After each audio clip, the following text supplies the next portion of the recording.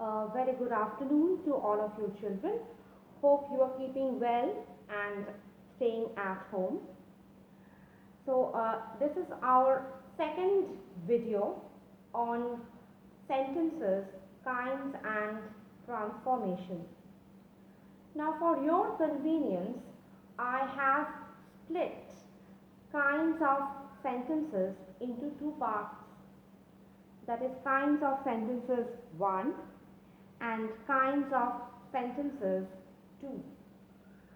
Now under kinds of sentences 1 comes the 4 kinds of sentences which, as you know, as you have studied in earlier junior classes, are first assertive or declarative sentence, which is none other than a clear, firm and strong statement. Next comes imperative sentence, which again can be an advice, can be an order or a command, and can also be a request. Next comes interrogative sentences. As you know, interrogative sentences are none other than questions. And in order to construct questions, we need to seek help of question words, which are 7 in number, namely who, when, why, which, what, where, and the 7th one is how. Now lastly, the exclamatory sentence, which ends with, which uses an exclamation mark. Now the placement of exclamation mark has 2 rules. I will come to it. So firstly, I would want to say that interrogative or question words can be used to construct both interrogative sentences and exclamatory sentences. Let's see some examples. If I say, how beautiful the peacock is, I am saying so out of wonder, out of bewilderment, out of surprise, out of amazement, right? So therefore the sentence ends with an exclamation mark.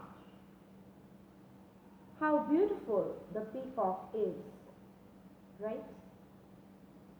Now if I say, how beautiful is the peacock? How beautiful is the peacock? That becomes an enquiry. Okay?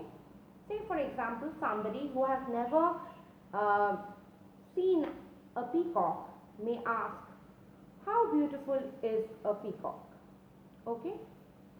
So just the placement, the interchange of the placement of the verb is changes the form of the or the kind of the sentence.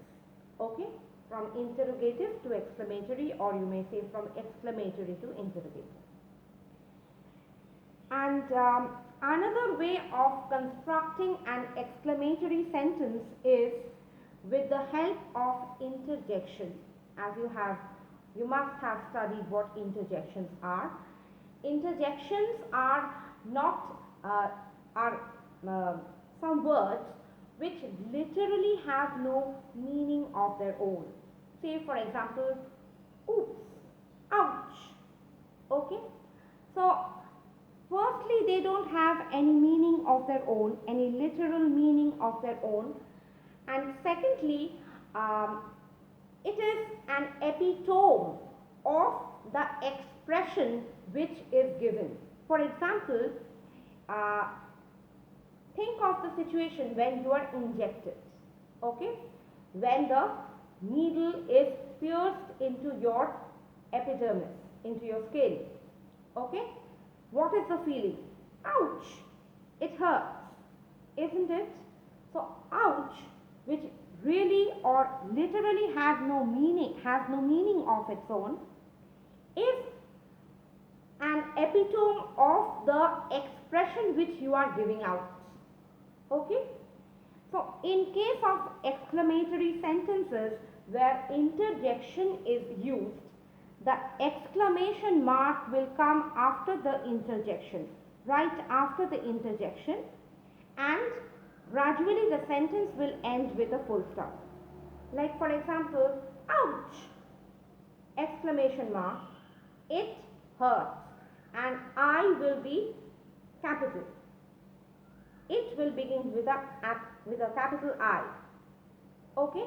And it hurts, after hurts there will be a full stop. So we are done with our kinds of sentences and their transformation, number 1. Now today's video is mainly on kinds of sentences, number 2. So in order to understand or go into the deep into this chapter, we need to brush up with the basic terms which I had once discussed with you in the previous video. The syntax of English sentence, as you know, SVO, where S stands for subject, V for verb, and O for object. Okay? Now, once again, I would like to tell you that the basic 2 components of English sentence or any sentence in any language are subject and predicate. So, verb and object are again 2 components of the element called predicate. Okay? So, therefore, subject plus verb plus object, where again verb and object are parts of predicate. Alright? Now let us come to 2 terms known as phrase and clause. Now in simple words, a phrase is that part of a sentence which does not consist of either a subject or a predicate. A sentence is that part of a sentence which consists neither of a subject nor of a predicate. Alright? And unlike that, a clause is that part of a sentence or that sentence, I will come to it, which consists of both a subject and a predicate. So it is very easy for you to remember what phrase and clause are. Phrase is that part of the sentence which does not consist of a subject nor a predicate, but clause is that part which consists of both a subject and a predicate. Alright?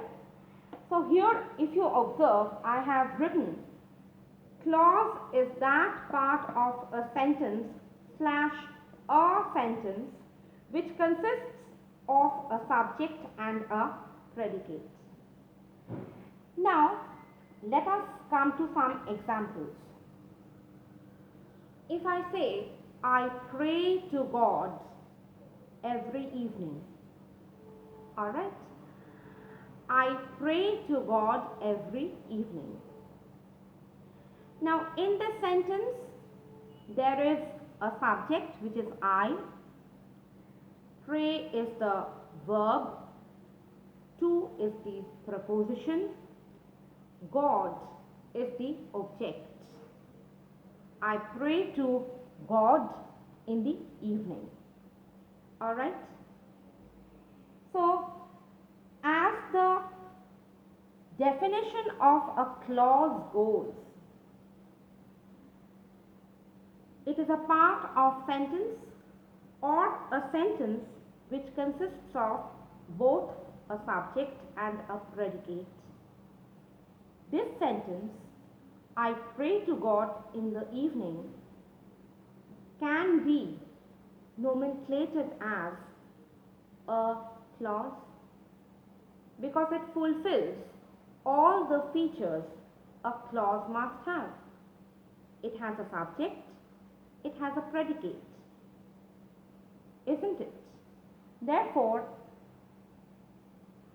I pray to God every evening is a sentence and a clause both in itself. Okay?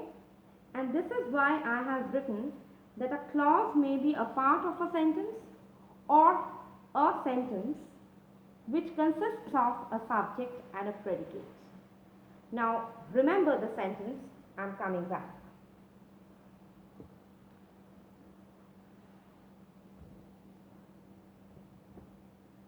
Now here, we will be dealing with the various types of clauses, once again not kinds of clauses.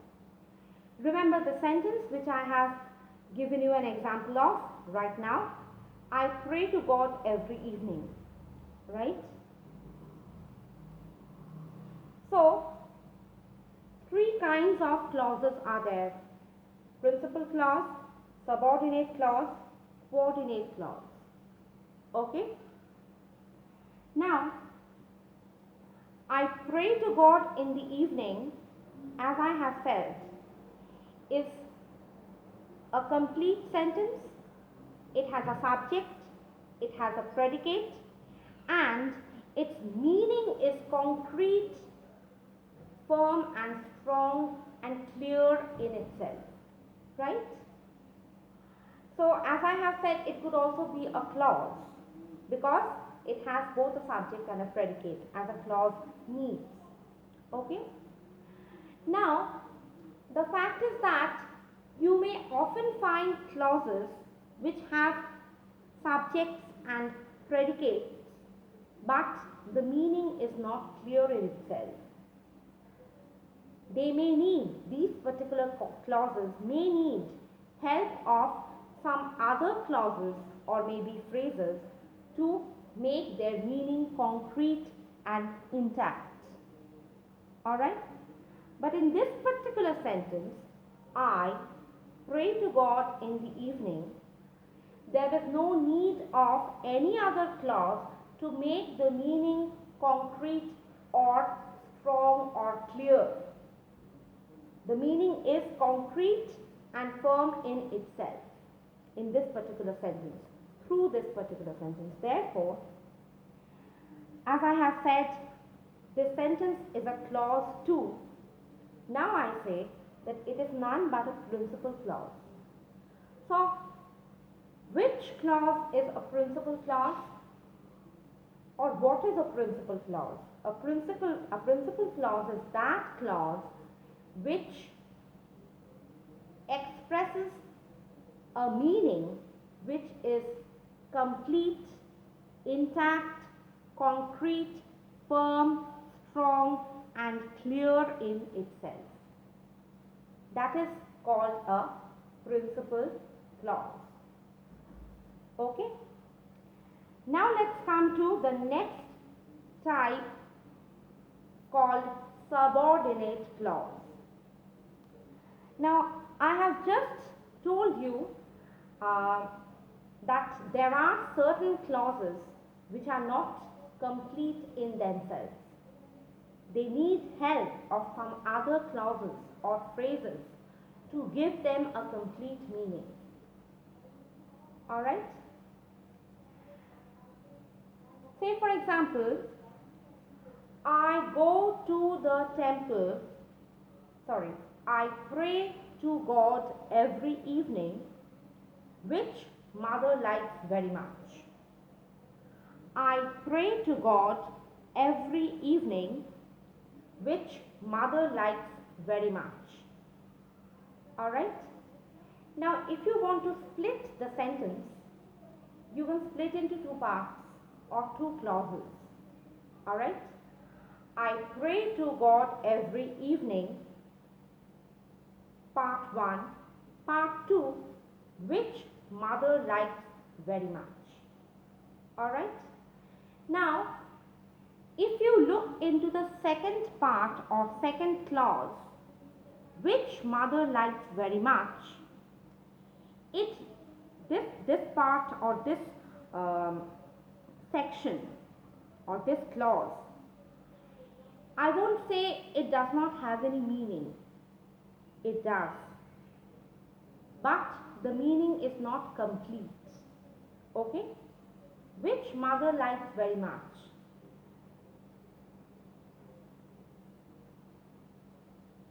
The very first question which will come to your mind is, what is it that mother likes very much? Alright? Answer being, I go to the temple or I pray to God every evening.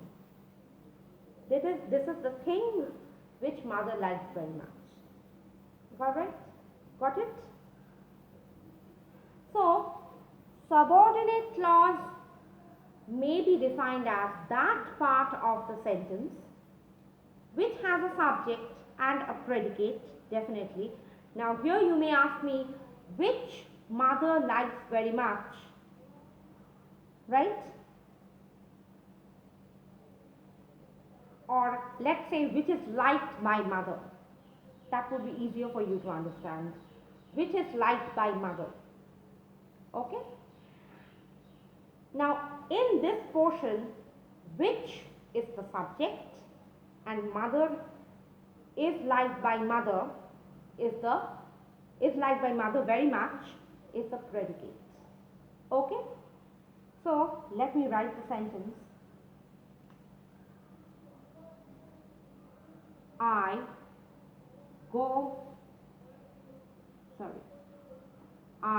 pray to God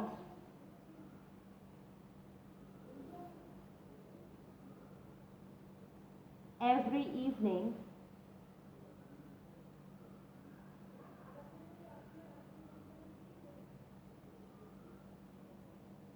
which is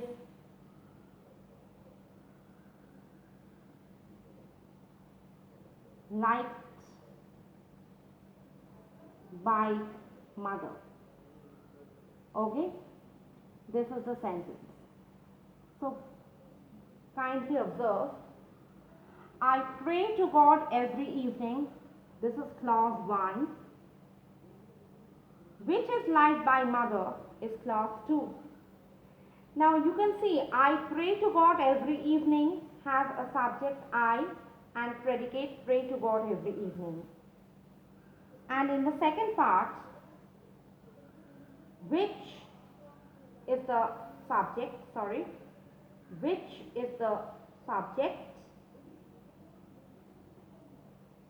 is liked by mother is the predicate. Alright? So, as per the features say, both these sections, I pray to God every evening and which is liked by mother, both of them have a subject and a predicate. But the second portion is not complete in itself. It needs the help of the first portion to give it a complete meaning. Which is liked by mother is not complete in itself, as you can see. So, in order to make it complete, we have to add something to it at the beginning, maybe at the end also. I pray to God every evening. Okay? Understood? So therefore, this portion which is liked by mother, or certain clauses which have a subject and a predicate and fulfill the the characteristic features of a clause, but do not make a complete sense, are none but subordinate clauses. Next we come to coordinate clauses. What are coordinate clauses? You must have, and definitely you have studied what conjunctions are, like and, like but, and many others are there, like or. So, uh, in case of sentences, long sentences, quite long sentences, where two or more sentences are joined together with the help of one or more than one conjunction or conjunctions, the small sentences are known as coordinate sentences. For example, Radha believes in God, but Ravi does not believe in God. The two small sentences are Radha believes in God, Ravi does not believe in God. Alright? Now, as soon as these two small sentences are joined together or clubbed together with the help of a conjunction, but the two small sentences become coordinate clauses. Radha believes in God, coordinate clause number 1. Ravi does not believe in God, coordinate clause number 2. Only when a conjunction clubs the two sentences together. If they are considered individually, then they are not clauses at all, they are sentences. Okay? I mean, they are not coordinate clauses, they are, let's say, Radha believes in God is a principal clause, Ravi does not believe in God is a principal clause. But as soon as they are clubbed together with the help of a conjunction, they become coordinate clauses. Alright? Now let us come to the kinds of sentences. Now as you will see that I have numbered the types of clauses as A, B and C. Okay? Now, kinds of sentences. What is a simple sentence? A simple sentence is a sentence where there is one A. A stands for principal clause or main clause. So, a simple sentence is that where there is one principal clause and nothing else. As I have said, the very first sentence, I pray to God in the evening. Okay? I pray to God in the evening. So, there is only one principal clause and therefore it is a simple sentence. Next we come to complex sentence. What is a complex sentence? A complex sentence is one where there is one A, that means one principal clause, and one or more B, that is one or more subordinate clause. Like say the example which I had given you. I pray to God in the evening, which is liked by mother. Okay, the example is given here. I pray to God every evening, which is liked by mother. Okay, so over here in this particular example, there is only one subordinate clause. Alright, I pray to God every evening, which is liked by mother. Next, we come to coordinate clause. As I have told you that coordinate clauses are none other but principal clauses themselves. But when two principal clauses are clubbed together with a conjunction or a preposition, then they become coordinate clauses. So, A compound sentence, therefore, is a sentence where there are nothing but two or more coordinate clauses. So the last example which I had given you, Radha believes in God, but Ravi does not believe in God, is a coordinate clause. Is a complex compound sentence where there are two coordinate clauses. Okay? Is a compound sentence where there are two coordinate clauses. Now, as it says that a compound sentence may have minimum two or more than two coordinate clauses. Okay? So, a compound sentence is, as I have given you the example, Radha believes in God, but Ravi does not believe in God. Why is it a compound sentence? Because this sentence has two coordinate clauses. Okay? What are the two coordinate clauses? One, Radha believes in God, and two, Ravi does not believe in God. These are the two coordinate clauses which are clubbed together with the conjunction but. Now, they were not coordinate clauses until they were clubbed with the conjunction but. Prior to being clubbed by the conjunction but, they were principal clauses in themselves. But as soon as they get clubbed up with the conjunction but, they become coordinate clauses. And a compound sentence is that sentence which has minimum two or more than two coordinate clauses. Okay? So here we are and here we end. So I would be sending you some exercises to identify the sentences either as simple or compound or complex. And prior to that, I would want you to go through this video.